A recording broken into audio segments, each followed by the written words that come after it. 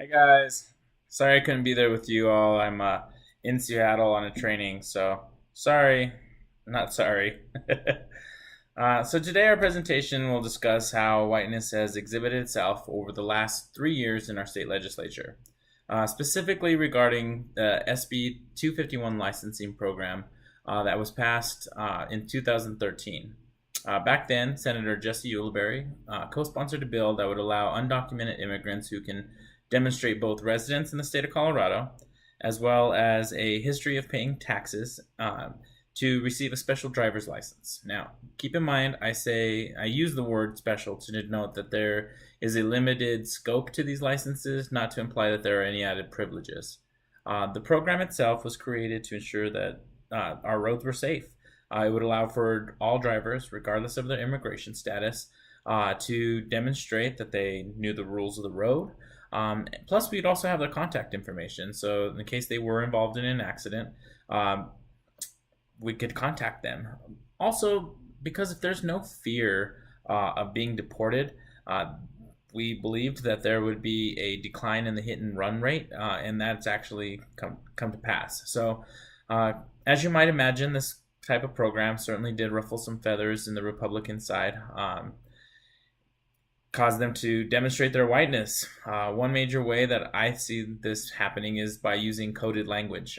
My least favorite word that gets thrown around quite a bit in this debate is the word illegals or an illegal. A human being cannot by nature be illegal. Only acts can be illegal, but not humans. In fact, this past week, Representative Steve Lebsock introduced a bill that would replace in statute the word illegal with the word undocumented. The bill had 0 people testify in opposition, yet the bill was killed on a party line vote in the State Affairs Committee. This committee is affectionately known as the Kill Committee because it's where bills go to die.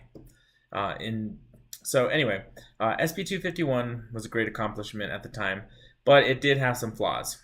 One of those flaws being that the drafters failed to understand that the demand for licenses would be so high. Another flaw, which is key to our presentation, will be discussed by Hannah, so I don't want to steal any of her thunder. But I do want to take this moment to tie the policy to the possessive investment in whiteness that Lipsitz talks about.